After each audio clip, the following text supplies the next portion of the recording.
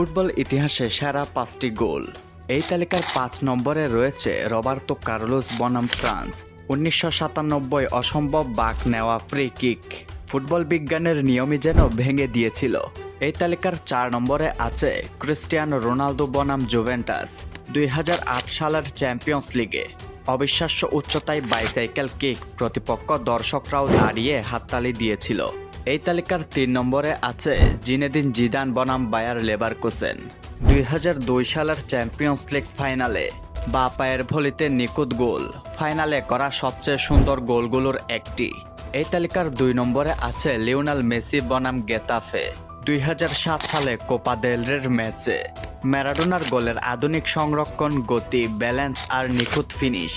সর্বশেষ এই তালিকার 1 নম্বরে রয়েছে ডিয়াগো ম্যারাডোনা বনাম ইংল্যান্ড 1986 সালের বিশ্বকাপের মঞ্চে মাঝমাঠ থেকে একাই 5 জন ডিফেন্ডারকে কাটিয়ে গোল, একেই বলা হয় গোল অব দ্য কান্ট্রি।